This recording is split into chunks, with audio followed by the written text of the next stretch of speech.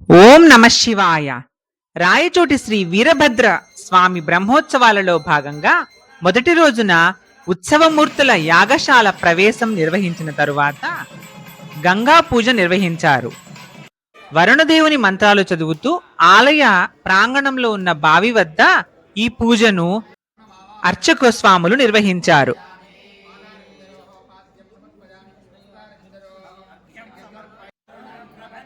పసుపు, కుంకుమ, పూలు, అక్షతలు, దీపధూప నైవేద్యాలు, జలము సమర్పించి గంగా పూజను పూర్తి చేశారు.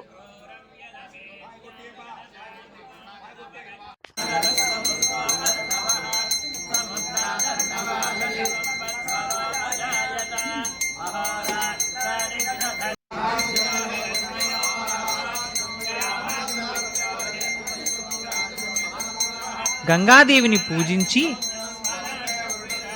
హారతినిచ్చారు.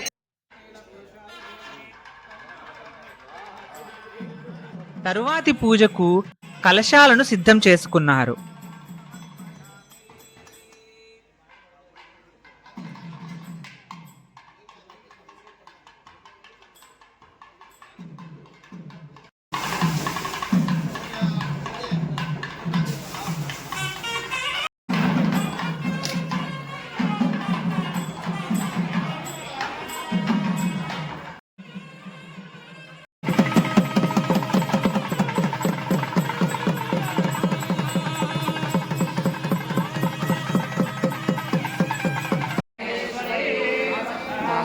సమస్తదేవవనితాం లోకైకదీపాం పురాం శ్రీమన్మంతకటాక్షరబ్ధవిభవద్ బ్రహ్మేంద్ర గంగాధరాం తాం త్రైలోక్యకుటుంబినీం సరసిజాం వందే ముకుంద ప్రియాం.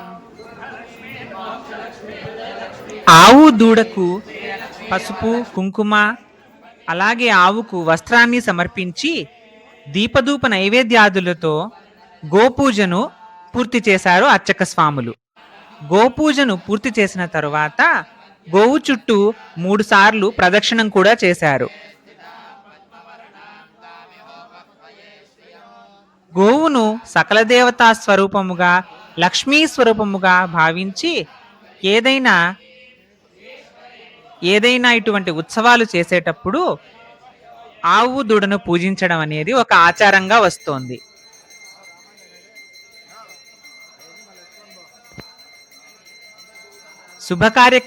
శుభ కార్యక్రమాలు ఏవైనా ఉన్నా కూడా మనం మొదట గోపూజన చేస్తాము. నూతన గృహప్రవేశమైనా కూడా మనము మొదట ఆవును తీసుకొని వస్తాం కదా, ఆ విధంగానే ఇది కూడా.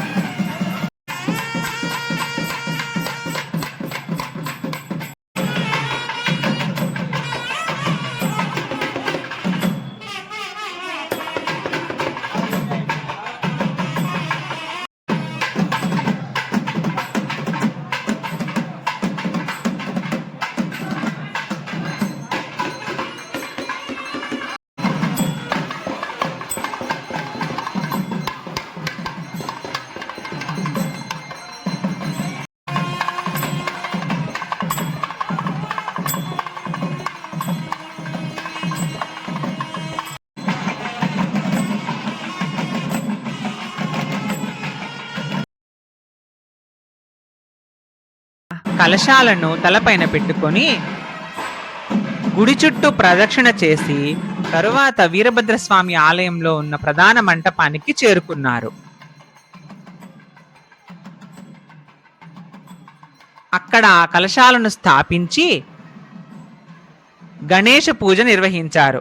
ఏ కార్యక్రమమైనా మొదట మనము గణపతిని పూజిస్తాం కదా, అలా ఈ కార్యక్రమము ప్రారంభంలో గణపతిని పూజించి దీపధూప నైవేద్యాలు గణపతికి అర్పించి హారతిని ఇచ్చారు.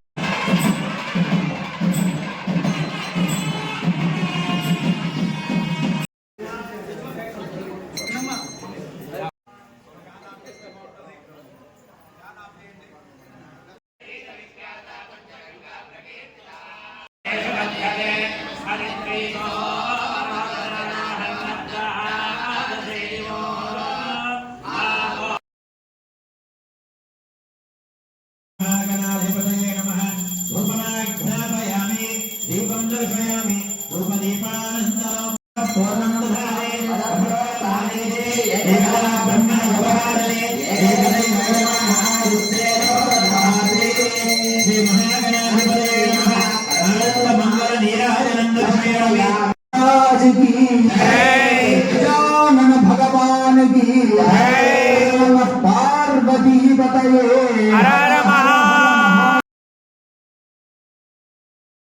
లోని మూల విరాట్టుకు ప్రత్యేక పూజలు నిర్వహించి తరువాత అలంకరణ చేశారు.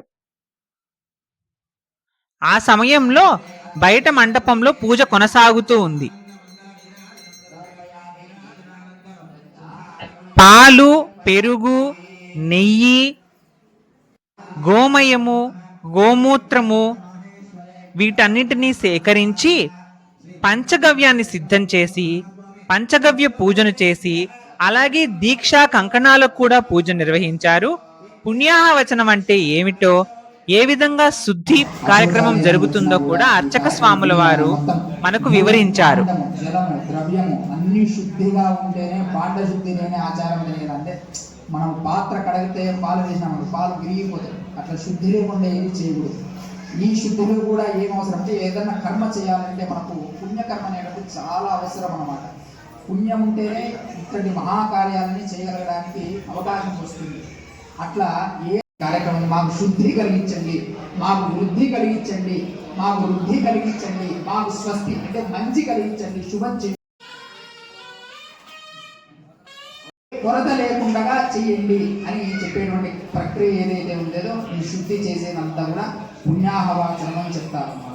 ఈ పుణ్యాహవాచనం అయిపోయిన తర్వాత 24 మంది ఎవరైతే మన పెద్దలు ఎవరైతే ఉన్నారో సాక్షాత్తు నందీశ్వరుని సంబంధించి మహాగణాలు ప్రమదగణాలు అందరూ కూడా వారి వంశజాతులు మనమందరం కూడా శివుని పరివారమే మనమంతా కూడా పెద్దలను పూజించాలి. అందుకని శివ పరివారాన్ని ప్రమదగణాలందరినీ పూజించిన తర్వాత స్వామివారికి దీక్ష కంకణ ధారణ పూజ జరుగుతుంది. అట్లయితే పంచగవ్య పరశం కూడా జరుగుతుంది. అదా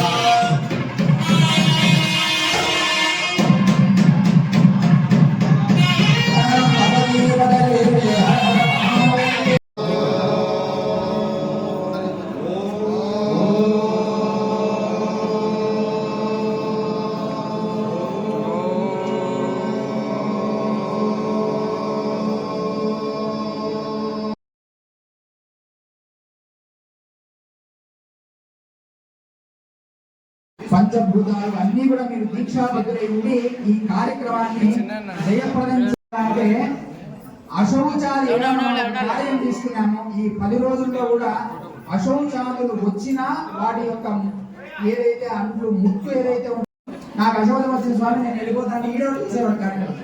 అందుకనే పెద్దలు దృష్టివన్నీ ఆలోచించిన కంకణం కట్టుకున్న తర్వాత ఏ వార్త అయినా కూడా అది సంబంధం లేదు, దైవ కార్యానికి నిలబడాలి.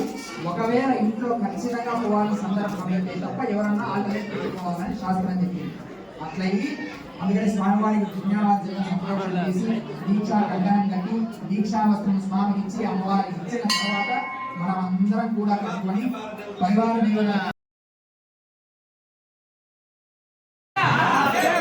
దీక్షా కంకణ ధారణ యొక్క విశిష్టతను తెలియజేసి స్వామివారికి, అమ్మవారికి, పరివార దేవతలందరికీ కూడా దీక్షా వస్త్రాలను సమర్పించారు.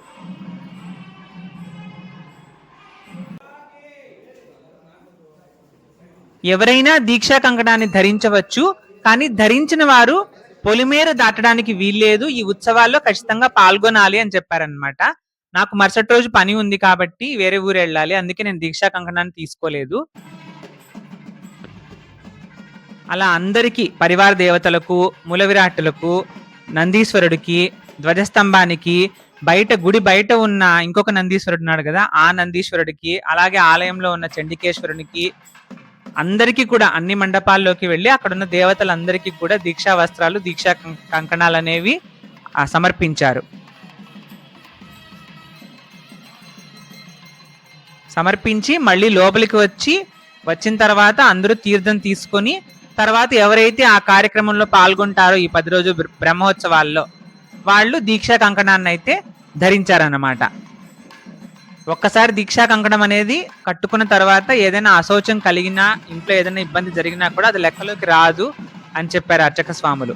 ఎందుకంటే మనం స్వామివారి సేవలో కంపల్సరీ చేస్తామని ఒప్పుకుంటున్నాం కదా, ఆ దోషం అనేది మనకు అంటదన్నమాట. ఇంకా ఆ రోజు జరిగిన కార్యక్రమాలు చాలా ఉన్నాయి. ఇంకా వాస్తు హోమం ఉందన్నారు. తర్వాత ఇంకా వేరే హోమాలు, సాయంత్రం కూడా ఇంకా పూజలు అవి ఉన్నాయి. మృత్తికా సంగ్రహణము, త్రిశూలము, ఊరేగింపు అవన్నీ. అయితే నేను అప్పటికే నా ఫోన్‌లో ఛార్జింగ్ అయిపోయింది. మార్నింగ్ 6కే వచ్చాను కదా, మధ్యాహ్నం 1 అయిపోయింది. సో, అక్కడే స్వామివారి గుడి పక్కనే ఉన్న బిల్డింగ్‌లో అన్నదానం చేస్తున్నారు. ముందైతే ఇక్కడే చేసేవాళ్ళు గుడిలోనే. ఇప్పుడు సెపరేట్ బిల్డింగ్‌లో కింద ఫ్లోర్‌లో పెడుతున్నారనమాట. మీరు అక్కడికెళ్ళినప్పుడు అన్నప్రసాదానికి దారి అని కూడా ఉంటుంది వీరభద్ర స్వామి గుడిలో. మధ్యాహ్నం 12 కల్లా స్టార్ట్ అయిపోతుంది అన్నదానము.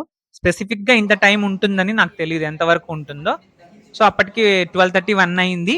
ఇవన్నీ అయ్యేటప్పటికి నాకు ఇంకా అప్పటికి టైం అయిపోయింది. ఫోన్‌లో ఛార్జింగ్ కూడా లేదనేసి నేను అన్నప్రసాదాన్ని స్వీకరించి ఇంటికైతే వెళ్ళిపోయాను. తర్వాత నేను సాయంత్రం అయితే వెళ్ళలేదు గుడికి. మరుసటి రోజు కూడా నాకు పాసిబుల్ కాలేదు వెళ్ళడానికి, వేరే ఊరెళ్ళడం వలన. సో, నేను కళ్యాణం వీడియో నేను మిస్ అయిపోయాను. కళ్యాణం అయితే చూడలేదు స్వామి అమ్మవార్లది. సరే, స్వామివారు ఇంకోసారి అనుగ్రహిస్తారేమో. ఈ వీడియో మీకు నచ్చితే లైక్ చేసి షేర్ చేయండి. ఇలాంటి మరిన్ని వీడియోల కోసం ఈ ఛానల్‌ని సబ్స్క్రైబ్ చేయండి. మీ అభిప్రాయాన్ని కామెంట్ సెక్షన్‌లో తెలియజేయండి. ఓం నమః శివాయ.